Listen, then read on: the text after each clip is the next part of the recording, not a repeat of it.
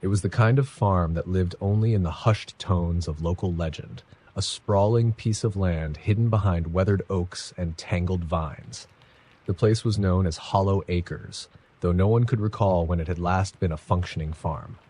Whispers called it the Scary True Farm, a title born of chilling tales that no one could prove but everyone believed.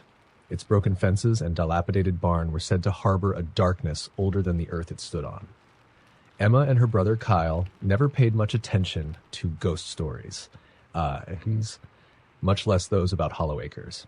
That changed the night their car broke down on the isolated country road nearby. With no cell signal and no other option, they decided to walk toward the distant glow of a single light through the trees. It had to be a house or someone who could help. What else could it be? As they approached the property, an unsettling stillness swallowed the sounds of the world.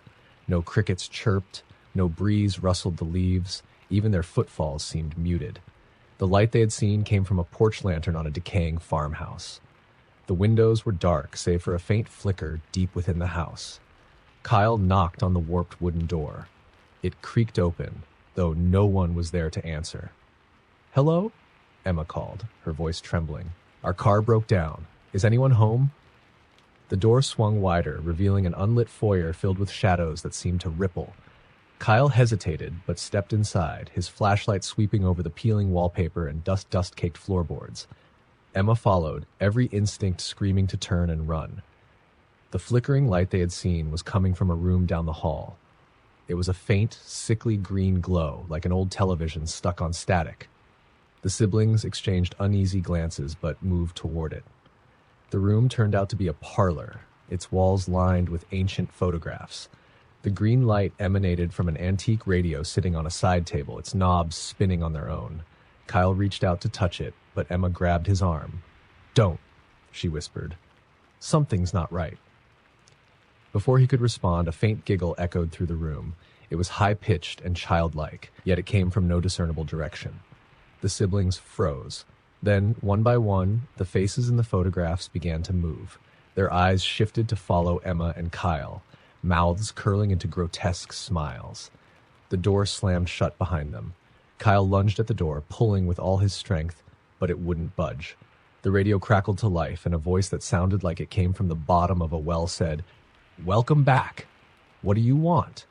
Emma shouted, her voice cracking with fear. The radio hissed before replying, "To finish the harvest." Suddenly, the floor beneath them groaned. The siblings staggered as the planks warped and twisted, pulling them downward. They tumbled into a pitch-black void, landing in a tangle of rotted hay and brittle bones. The air was damp and carried a foul, coppery stench. Emma fumbled for her flashlight, its weak beam revealing the walls of what appeared to be an underground cellar. Symbols were etched into the dirt, their jagged lines glowing faintly red. In the corner, a pile of scarecrows lay in disarray, their button eyes staring lifelessly. "What is this place?" Kyle whispered, his voice shaking. As if in response, the scarecrows began to twitch. Straw arms jerked and button eyes blinked. One by one, they rose, their movements stiff and unnatural. Emma screamed as the nearest one lunged toward her, its burlap mouth splitting open to reveal jagged wooden teeth. Kyle grabbed a rusted pitchfork from the floor and swung it wildly, impaling the scarecrow. It collapsed in a heap, but the others were closing in. Emma spotted a ladder leading upward and grabbed Kyle's arm. "Come on," she shouted. They scrambled up the ladder, bursting into what appeared to be the barn. Moonlight streamed through the broken roof, illuminating rows of withered cornstalks hanging from the rafters like macabre trophies. The barn door was wide open, revealing the dark fields beyond. But the fields were not empty. Shadows moved among the cornstalks, humanoid figures with jerky, unnatural movements. The siblings bolted out of the barn, their legs pumping as the scarecrows gave chase. The path ahead seemed endless, the fields stretching far beyond what they had seen earlier. No matter how far they ran, the farmhouse remained visible behind them, its sinister silhouette looming like a predator. "We're going in circles," Kyle shouted, his breath ragged. Emma skidded to a halt, her mind racing. "We need to destroy the radio. It's the source. It has to be." They turned and sprinted back toward the house, dodging the scarecrows that lunged from the shadows. The front door was ajar, as if inviting them back inside. The parlor was as they had left it, the radio still glowing ominously. Kyle grabbed a heavy candlestick and swung it at the radio. The device sparked but didn't break. Instead, it began to laugh, a guttural sound that made their ears ache. The walls of the house trembled and black ooze seeped from the ceiling, forming grotesque shapes that reached for them. Emma snatched the radio, ignoring the burning heat it emitted, and hurled it to the floor. It shattered into pieces, releasing a blinding burst of green light. The walls groaned, the house itself seeming to cry out in pain. The scarecrows froze mid-step, their button eyes going dark. The black ooze retreated, and the oppressive weight that had filled the air lifted. The house began to collapse, its rotted beams crumbling inward. The siblings ran, not stopping until they were far from the property. They turned to see the farmhouse reduced to rubble, the barn and fields disappearing into the night as though they had never existed. When they finally reached the main road, a passing truck driver stopped to help. Emma and Kyle didn't speak a word about what had happened. Who would believe them? But as they drove away, Emma glanced back one last time. In the distance, just barely visible through the trees, a single green light flickered in the ruins of Hollow Acres. Story number 2. The storm arrived suddenly, rolling in with a fury that turned the sky a sickly yellow before drenching the countryside in torrential rain. Liv and her boyfriend, Sam, had been driving back from a weekend hiking trip, the GPS leading them down an unfamiliar road flanked by endless fields of wheat. When the car sputtered to a stop, they realized the storm had cut them off from civilization, leaving them stranded in the middle of nowhere. "We can't just sit here," Liv said, wiping rain from her forehead. "There's a barn back there. Maybe we can wait it out." Sam hesitated. The barn had been barely visible through the rain, a shadowed silhouette against the fields, but it was the only sign of shelter for miles. They grabbed their raincoats and ran, boots sinking into the muddy road as the storm raged around them. The barn was larger than it had seemed, its blackened wood warped with age. The door groaned open, revealing a cavernous interior filled with the scent of damp hay and decay. Piles of old farm equipment were scattered haphazardly, their rusted edges sharp as teeth. "This place gives me the creeps," Sam muttered. Liv shivered but nodded. "Let's just stay by the door. We'll leave when the rain stops." Lightning illuminated the barn, casting eerie shadows across the walls. Liv's eyes caught on something high up in the rafters, dozens of what looked like dolls, their porcelain faces cracked and dirty. Each one was tied to a length of fraying rope, dangling lifelessly like marionettes. "Who the hell would keep those here?" Sam asked, his voice barely audible over the thunder. "I don't know," Liv whispered. "Maybe a collector?"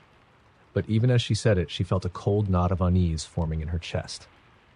The rain intensified, drumming against the barn's tin roof.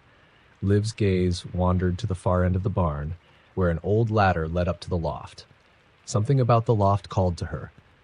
A faint movement, or maybe a flicker of light. She couldn't be sure. "I'm going to check it out," she said, stepping forward. Sam grabbed her arm. "Are you kidding me? Let's just stay put." "It'll just take a second," Liv insisted, shaking him off. She climbed the ladder slowly, each rung creaking under her weight. When she reached the top, she froze. The loft was filled with more dolls, hundreds of them arranged in neat rows on wooden shelves. Their glassy eyes glinted in the dim light, each one fixed on her. "Liv?" Sam called from below. "There's more dolls up here," she said, her voice tight. One of the dolls moved. It was subtle, just a tilt of its head.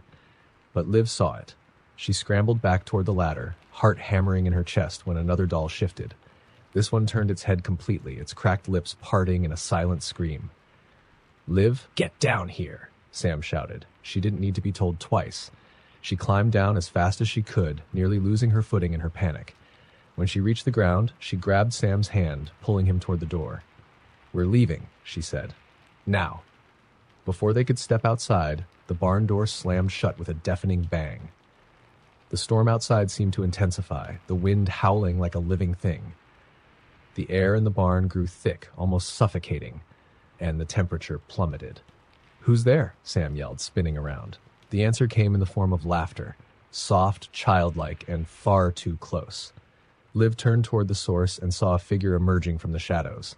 It was a scarecrow, but unlike any she had ever seen. Its face was a burlap sack, stitched into a crude approximation of a smile. Its limbs were made of gnarled branches, and its body sagged with straw that reeked of rot. The scarecrow's head twitched, its smile widening unnaturally. "You shouldn't have come here," it said, its voice a rasp that seemed to come from everywhere at once. Sam grabbed a metal rod from the pile of tools and held it out defensively. "Stay back!" The scarecrow tilted its head, almost as if amused. Then, with impossible speed, it lunged. Sam swung the rod, but it passed through the scarecrow as if it were made of smoke. The creature's straw arms wrapped around his neck, and Sam was dragged screaming into the shadows. "Sam!" Liv shrieked, running after him. She found him crumpled in a heap near the far wall, unconscious but breathing. The scarecrow was gone, but the barn was alive with movement. The dolls from the loft were descending, their tiny feet clicking against the wood as they crawled down the walls like insects. Their glassy eyes glowed faintly, and their broken hands reached for Liv. She backed away, pulling Sam with her. "Wake up," she begged, shaking him. "We have to go." His eyes fluttered open, and he groaned in pain. What happened?" "There's no time. Get up." The dolls were closing in, their porcelain faces twisted into expressions of malice. Liv hauled Sam to his feet, and together they stumbled toward the door. It flew open on its own, and they didn't question their luck. They ran into the storm, the wind and rain battering them mercilessly. Behind them, the barn seemed to shudder. Its roof caved in with a thunderous crash, sending a plume of dust and debris into the air. For a moment, it looked as though the storm itself was devouring the building. They didn't stop running until they reached the main road, collapsing in exhaustion as the rain began to let up. When they turned back, the barn was gone. Not destroyed, not in ruins, just gone. The field where it had stood was empty, the ground undisturbed. What was that?" Sam panted, clutching his side. Liv shook her head, too shaken to speak. But as they stood there, catching their breath, she noticed something on the ground near her feet. It was a doll, its porcelain face cracked and its glassy eyes staring up at her. Its lips were curled into a faint, knowing smile. Story number 3. The first time Jordan noticed the house on Black Hollow Road, he swore it hadn't been there the day before. He'd passed that way countless times on his evening runs, and the stretch of road had always been nothing but abandoned farmland. But tonight, there it was. A grand, looming Victorian with peeling paint and sagging shutters, its silhouette framed by the dying light of the setting sun. He slowed to a stop, his breath misting in the cool air. The house seemed out of place, almost unreal, like it had materialized out of a fog. A single light burned in one of the upper windows, flickering faintly. New neighbors, maybe? Jordan muttered to himself, though something deep in his gut twisted at the thought. Curiosity gnawed at him as he approached the front gate. It was slightly ajar, its rusted hinges groaning when he nudged it open. The front yard was overgrown with weeds and scattered with broken toys. Rusted tricycles, a headless doll, and a rocking horse frozen mid-motion, as if abandoned mid-ride. He didn't know why he went closer. Maybe it was the light in the window beckoning him. Maybe it was the strange silence that hung over the place, so absolute it felt as if the world had stopped. As he climbed the creaking steps to the front porch, the door opened on its own. Jordan hesitated. He told himself to turn back, but his feet carried him inside. The air in the house was stale and heavy, as though it hadn't been disturbed in years. The foyer was dimly lit by a tarnished chandelier, its bulbs flickering weakly. A staircase spiraled upward, its banister worn smooth by time. "Hello?" he called, his voice echoing. There was no answer, but faint laughter echoed from somewhere deeper in the house, high-pitched and childlike. Goosebumps prickled his skin, and his pulse quickened. "Hello? Is someone there?" He tried again, his voice wavering. The laughter stopped. The only sound was the faint creak of the floorboards beneath his feet. He turned to leave, but the door slammed shut behind him with a force that made the walls tremble. Jordan yanked at the knob, but it wouldn't budge. A chill ran down his spine as he heard the faint sound of footsteps descending the stairs. "Who's there?" he demanded, his voice sharp with fear. The footsteps stopped just out of sight. Then a voice, a soft, sing-song whisper, floated through the air. "You shouldn't have come in." Jordan's breath caught in his throat. His eyes darted to the staircase, but there was no one there. The light in the chandelier dimmed further, and the shadows around him seemed to stretch and ripple. Something moved at the edge of his vision, a fleeting figure, small and quick. He turned, but the room was empty. Then the laughter started again, louder this time, echoing all around him. It wasn't just one voice now, it was many, overlapping and discordant. He stumbled backward, his heart pounding in his chest. The toys from the yard were in the foyer now, scattered across the floor. The rocking horse creaked, moving gently back and forth as if ridden by an invisible child. A tricycle wheeled itself across the room, its rusted chain rattling. Jordan bolted up the staircase, his instincts screaming to get away from whatever was down below. The upper floor was a labyrinth of hallways, packed each one identical and lined with doors that seemed to stretch endlessly. He picked one at random and flung it open. The room was a child's nursery, untouched by time.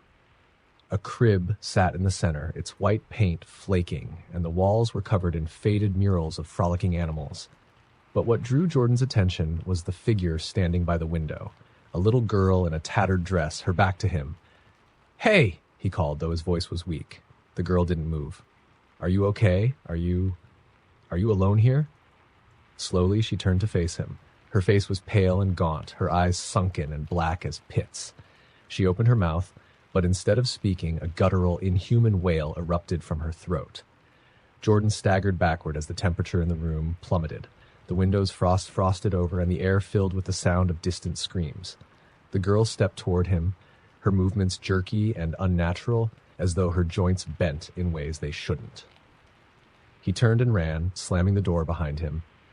The hallway had changed. The walls were no longer pristine, but covered in deep, angry scratches, as though claws had raked through the plaster. The floor felt soft and wet beneath his feet, and when he looked down, he saw that it was soaked with blood. The laughter returned, louder and closer, accompanied by the sound of tiny footsteps. He didn't dare look back as he ran, his breath coming in ragged gasps. The hallway stretched endlessly. No doors, no windows, just an oppressive darkness that seemed to close in around him. Then suddenly he was back in the foyer. The chandelier had gone out completely, leaving him in near darkness. The rocking horse had stopped, its eerie silence somehow worse than the noise. The front door was open now, revealing the stormy night outside. Without hesitation, Jordan bolted through it, stumbling down the porch steps and into the overgrown yard. He didn't stop running until he reached the road, his lungs burning and his legs screaming in protest. When he turned back, the house was gone. There was no gate, no porch, no ominous silhouette against the sky, just the empty field he had passed so many times before. But as he stood there, trembling and gasping for breath, he noticed something in his hand. It was a small porcelain doll with black eyes and a cracked face. Its tiny hand was curled into a wave as though bidding him farewell. Jordan dropped the doll and ran, but no matter how far he went, he couldn't shake the feeling that the laughter was still following him, echoing faintly in the night. Story number 4. The town of Ash Hollow had always been a quiet place, tucked away in the rolling hills and thick woods of the countryside. It was the kind of place where everyone knew each other, where the only excitement was the annual harvest festival. But there was one part of Ash Hollow that even the bravest locals avoided, an old well at the edge of the forest, known as the Whistler's Well. The well had been abandoned for generations, its crumbling stone walls choked with ivy and moss. Legends told of strange happenings near the well, disembodied whispers, sudden drops in temperature, and most famously, a haunting, high-pitched whistle that echoed from its depths on moonless nights. Nobody dared go near it, not even on a dare. Nobody except Ellie. Ellie was new to Ash Hollow, having moved there to care for her aging grandmother. She didn't believe in ghost stories or curses. When her coworker at the diner mentioned the Whistler's Well during a slow shift, Ellie laughed. "It's just a hole in the ground," she said, wiping down the counter. "What's so scary about that?" Her coworker Maggie leaned in close, her voice dropping to a whisper. "People have disappeared, Ellie. Kids, mostly. The ones who go near that well never come back." Ellie rolled her eyes. "I'll bet they just fell in. That's not a curse. That's bad luck." But later that night, as Ellie lay in bed listening to the wind howl through the trees, her curiosity got the better of her. She grabbed a flashlight, pulled on her coat, and decided to see the infamous well for herself. The forest was darker than she had expected, the canopy of trees blocking out the faint starlight. The path to the well was overgrown and treacherous, roots twisting like skeletal fingers underfoot. As Ellie walked, she couldn't shake the feeling that she was being watched. When she reached the clearing, the well loomed before her like a relic of some forgotten past. Its stones were slick with moss, and the wooden cover over the opening was half rotted, leaving a gaping hole. A chill ran down her spine as she approached, the air growing colder with each step. She shone her flashlight into the well, but the beam was swallowed by darkness. The bottom was too deep to see. She leaned closer, straining her ears for any sound, any sign of the infamous whistle. At first there was nothing, just the eerie silence of the forest. Then she heard it. A faint, high-pitched whistle rose from the depths of the well. It wasn't a melody, just a single, sustained note, like the sound of wind through a broken window. Ellie froze, her heart pounding. She told herself it was just air currents, a natural phenomenon. But the whistle grew louder, more insistent, until it seemed to echo all around her. "Hello?" she called, her voice trembling. The whistle stopped. For a long moment there was only silence. Then from the depths of the well a voice answered. It was soft, almost a whisper, but unmistakably human. "Help me." Ellie staggered back, her flashlight shaking in her hand. The voice came again, pleading and desperate. "Please, I'm trapped. I can't get out." "Who's there?" Ellie shouted, panic creeping into her voice. "Come closer," the voice said. "I can't see you." Against her better judgment, Ellie stepped closer to the well. She shone her flashlight down again, but the beam revealed nothing but endless blackness. "I can't see you either," she said. "How did you get down there?" The voice didn't answer. Instead, the whistle began again, louder this time, piercing and shrill. Ellie clapped her hands over her ears, backing away from the well. The sound seemed to burrow into her skull, setting her nerves on edge. "Stop it!" she screamed. "Just stop!" And then it did. The silence that followed was worse. It was heavy and oppressive, like the air before a storm. Ellie turned to leave, but her feet wouldn't move. Something was holding her in place, a force, unseen but powerful, that gripped her like a vice. "You shouldn't have come," the voice said, now deep and guttural, nothing like the desperate plea from before. Ellie's flashlight flickered and died, plunging her into darkness. She tried to scream, but no sound came out. Her body began to move against her will, her feet dragging her closer to the well. She fought with everything she had, but the force was too strong. The well seemed to come alive, its stones writhing like living flesh. The whistle returned, deafening now, accompanied by other sounds. Laughter, screams, the grinding of stone on stone. A shadowy figure emerged from the well, tall and thin, its face obscured by a wide-brimmed hat, its arms stretched unnaturally long, ending in clawed fingers that reached for Ellie. She managed to break free at the last moment, stumbling backward and falling to the ground. The figure paused, tilting its head as if curious.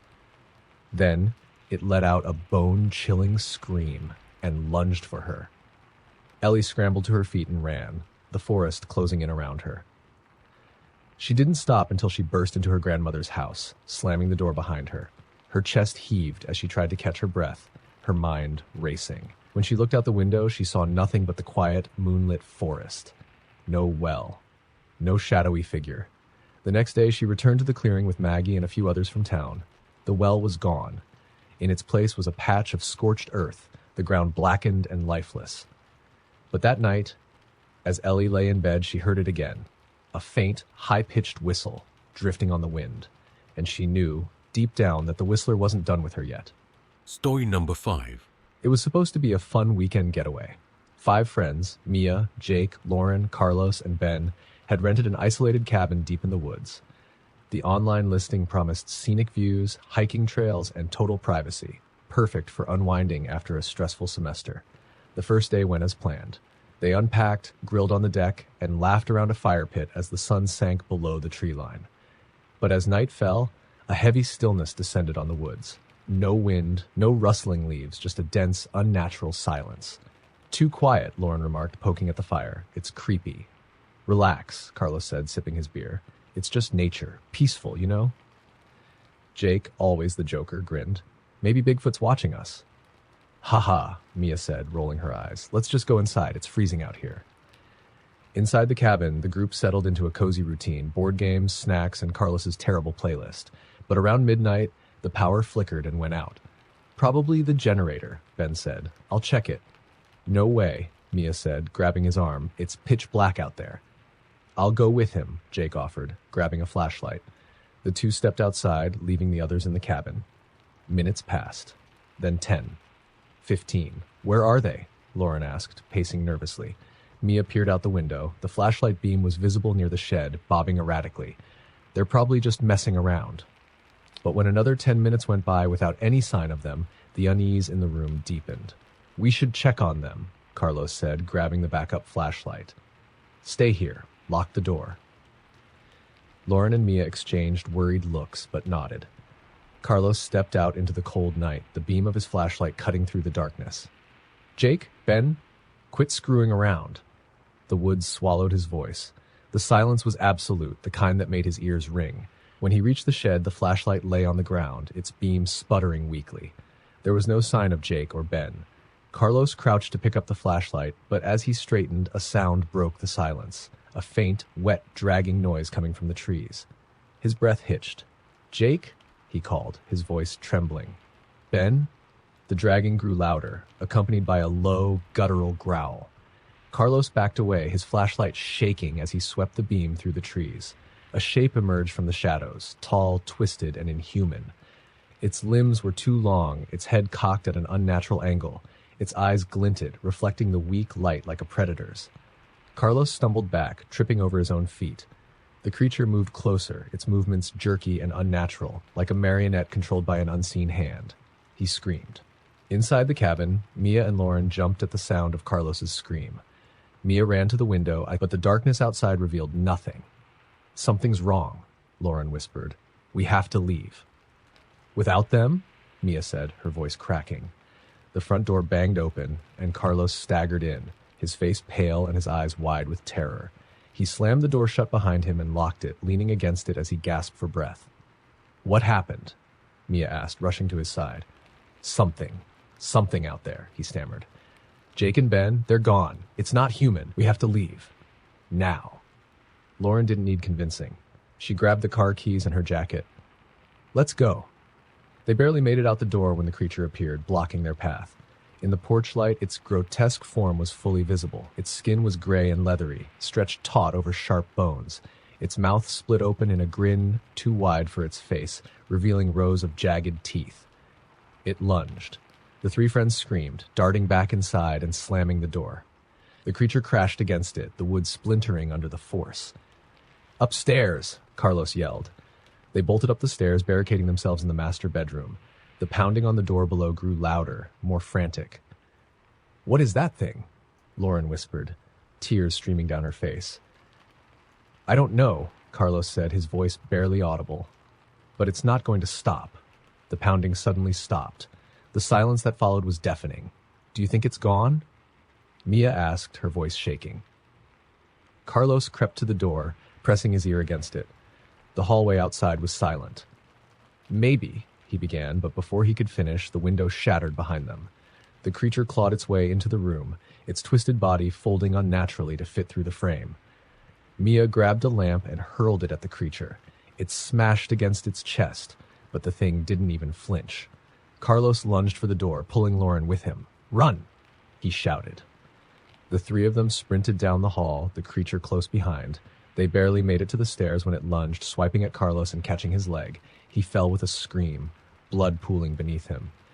Carlos! Mia screamed, but he waved her off. Go! He yelled. Get out of here! Mia and Lauren hesitated for a heartbreaking second before running down the stairs. The creature tore into Carlos as his screams echoed through the house. The two women burst out into the night, sprinting for the car. The keys trembled in Lauren's hands as she fumbled to unlock the door. Hurry! Mia screamed, glancing back at the house. The creature burst out of the front door, its eyes locking onto them. Lauren finally got the door open, and they scrambled inside. The engine roared to life, and she floored the gas pedal just as the creature reached the car. Its claws scraped against the back window, leaving deep gouges, but the car sped away.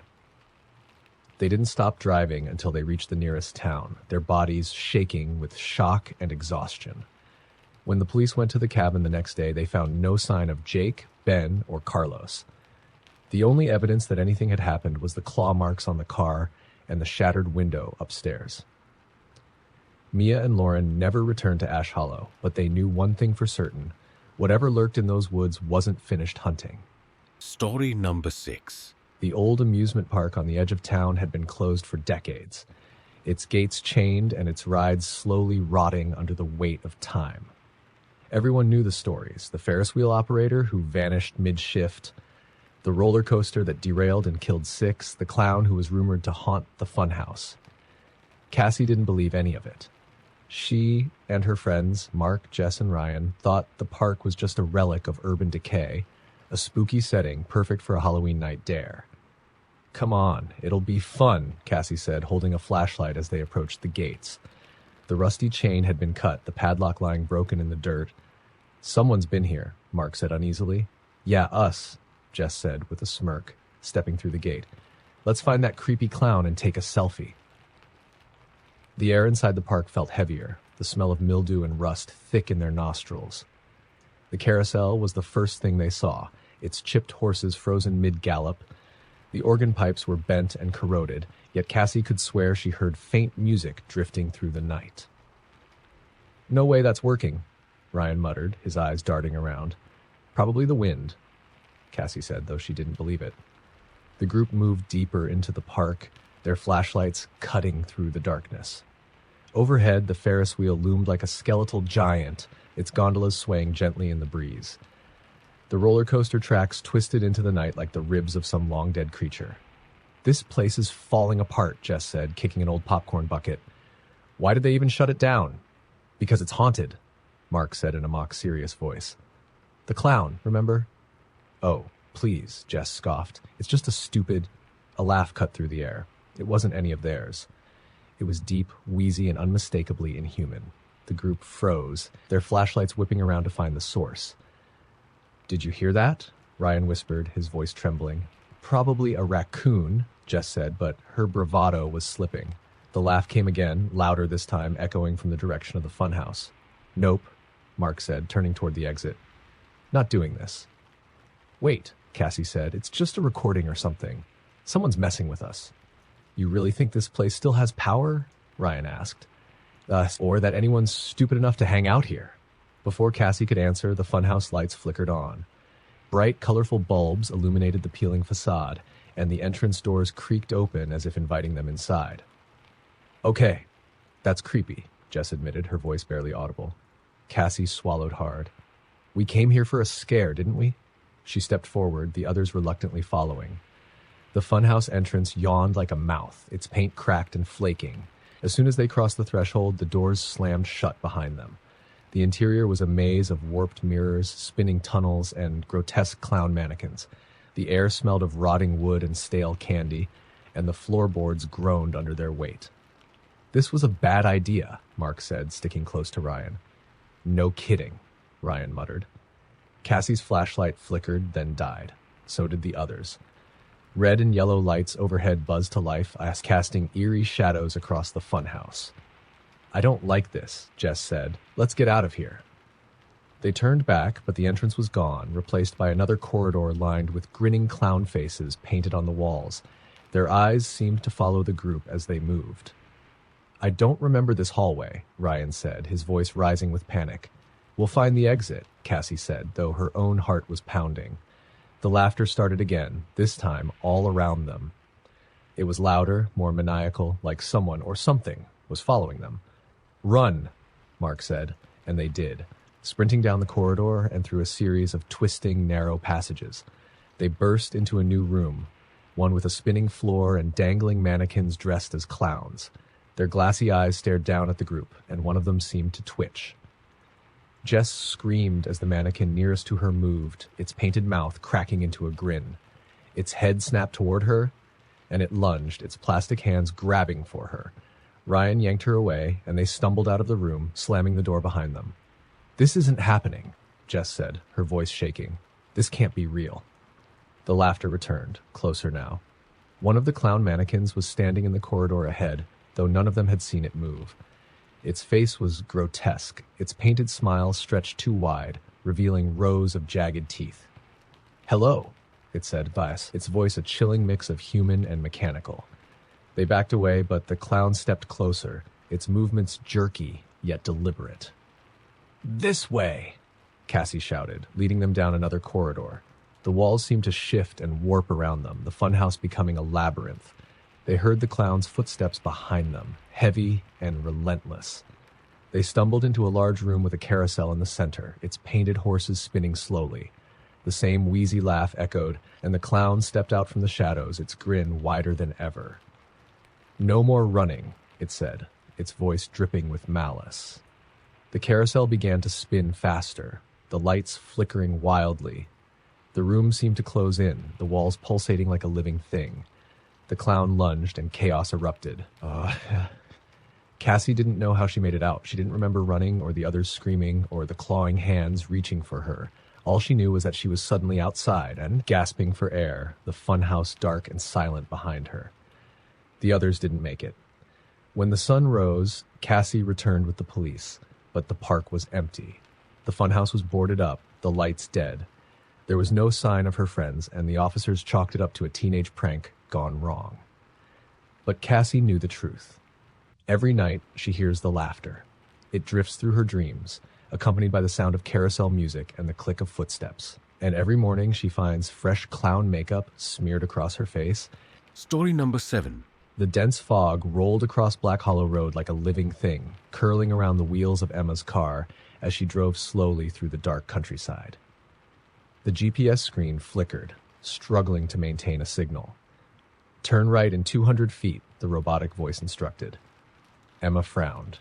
She had been driving for hours, trying to reach her cousin's house for the weekend, but nothing about this road felt right. The asphalt was cracked and overgrown with weeds, the trees on either side leaning inward as if trying to swallow the path. Her phone buzzed with a notification. "No service." "Of course," she muttered, gripping the steering wheel tighter. The road twisted sharply, and Emma hit the brakes, her headlights illuminating a dilapidated wooden sign at the fork. Willow Creek Farm. Below it, smaller letters warned, "Keep out." Emma hesitated. Her GPS urged her to turn right toward the farm. "Must be a shortcut," she said aloud, trying to convince herself. She turned the wheel and drove on, the crunch of gravel under her tires the only sound. The fog grew thicker, and the road narrowed until it was little more than a dirt path. Tall cornfields flanked her on either side, their stalks swaying gently despite the lack of wind. Her headlights caught movement ahead, a figure standing in the middle of the road. Emma slammed on the brakes, her heart racing. The figure didn't move, just stood there, partially obscured by the mist. "Hey!" Emma called, rolling down her window slightly. "Are you okay?" No response. She squinted, her hands gripping the wheel. It was a man, dressed in old-fashioned overalls and a wide-brimmed hat. His face was shadowed, but something about his posture was wrong, too stiff, too still. "Okay, creepy," Emma muttered, putting the car in reverse. As soon as she began backing up, the man moved, stepping toward her. "Great, just great," she muttered dasters, panic bubbling in her chest. She shifted into drive, swerving around the figure and speeding down the dirt path. Her eyes flicked to the rearview mirror. The man was gone. Emma's pulse pounded as she focused on the road ahead. The cornfields grew taller, their tops disappearing into the fog. She couldn't shake the feeling of being watched, as though hundreds of unseen eyes were peering at her from between the stalks. Then she saw it. The farmhouse appeared suddenly, looming out of the mist like a decayed monument. Its windows were broken, its roof sagging. A single light flickered in one of the upstairs windows, casting a sickly yellow glow. "Why is this even on the map?" Emma whispered, shuddering. As she passed the farmhouse, her engine sputtered. The car lurched, and the dashboard lit up with warning lights. "No, no, no," she groaned, pulling to a stop. She turned the key, but the engine only clicked. She reached for her phone, but the screen was dark. Still no service. "Guess I'm walking," she said, trying to steady her nerves. She grabbed a flashlight from the glove box and stepped out into the cold night air. The fog wrapped around her like icy fingers. The cornfield rustled.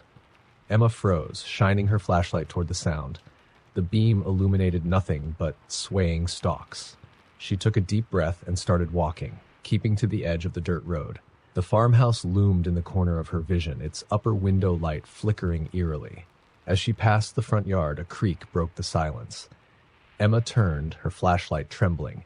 The front door was open, swinging slowly on its hinges. "Hello?" she called, her voice barely audible. The door slammed shut. Emma backed away, her heart hammering. She turned to continue down the road, but something grabbed her ankle. She screamed, stumbling as the flashlight fell from her hand. The beam spun wildly, revealing a pale, skeletal hand emerging from the dirt. She kicked frantically, breaking free and scrambling to her feet. The hand retreated into the ground, leaving only disturbed soil behind. Emma grabbed the flashlight and ran, her breaths coming in short, panicked gasps. The fog seemed thicker now, almost solid, and the road stretched endlessly before her. A sound stopped her in her tracks, a soft, rhythmic rustling. She turned the flashlight toward the cornfield, and her blood ran cold. The figure from the road was standing among the stalks, its hat tilted forward to obscure its face. Behind it, more figures emerged, their movements jerky and unnatural. Emma stumbled back.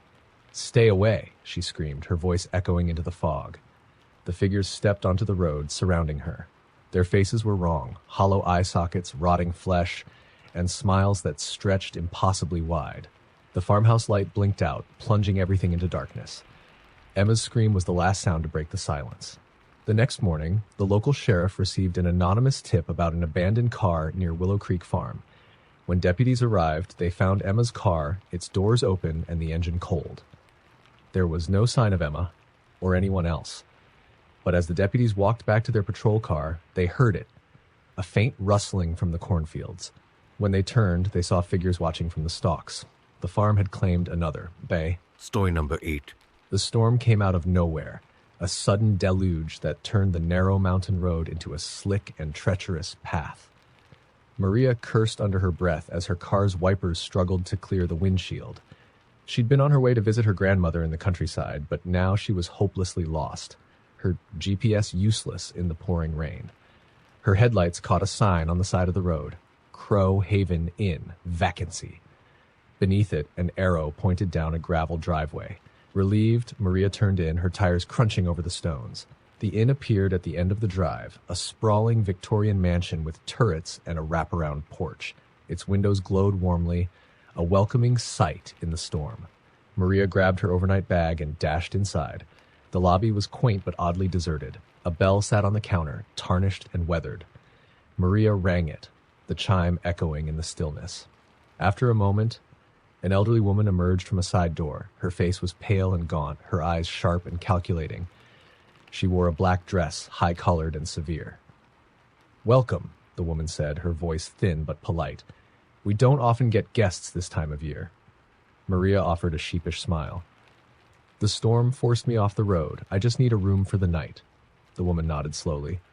"Of course. You'll find our accommodations memorable." She slid a ledger across the counter.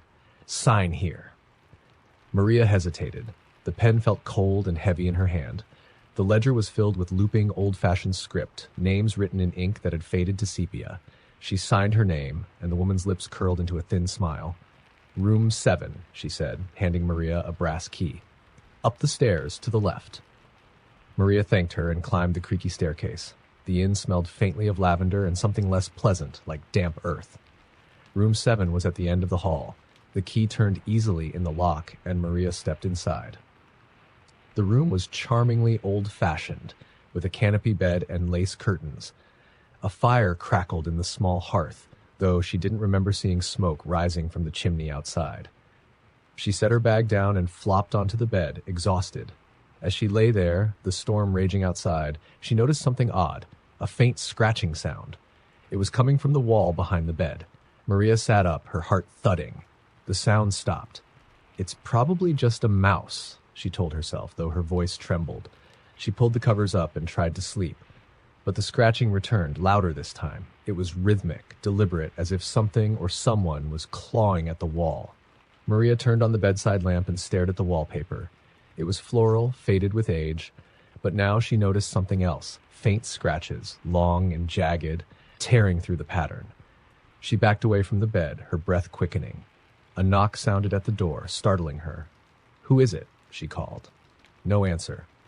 Maria crept to the door and opened it a crack. The hallway was empty, the dim light casting long shadows. A cold breeze brushed past her, carrying the scent of earth and decay. She shut the door quickly and turned back to the room. Her eyes widened in horror. The wallpaper was peeling away, revealing dark stains beneath, brownish-red streaks that looked disturbingly like old blood. The scratching sound grew louder, and the wall bulged as if something was pressing against it from the other side. Maria grabbed her bag and bolted. She ran down the hallway, the shadows seeming to stretch and twist as she passed. The inn was silent except for her pounding footsteps and the storm outside. When she reached the lobby, the elderly woman was there, standing perfectly still. Her expression was blank, but her eyes followed Maria with unnatural precision. "Leaving so soon?" the woman asked, her voice devoid of emotion. Maria didn't answer. She yanked open the front door and ran into the rain, not stopping until she reached her car. She fumbled with the keys, her hands shaking, and started the engine. The inn loomed in her rearview mirror, its windows dark now as if it had been abandoned all along. She sped down the gravel driveway and back onto the road. The storm seemed to ease as she drove, her heart gradually settling, but when she glanced at the passenger seat, she screamed. The ledger from the inn was sitting there, open to the page she had signed. Her name was written in bold black ink. Below it, fresh names were scrawled, the letters forming one after another as if an invisible hand were writing them. Maria Sanchez, room 7. Her headlights flickered and the car stalled. The radio crackled to life, a whispering voice filling the silence. "You checked in, Maria, but you never checked out." The last thing she saw was the inn's front door reflected in her rearview mirror, swinging open to reveal the old woman standing on the porch, her mouth stretching into an impossibly wide grin.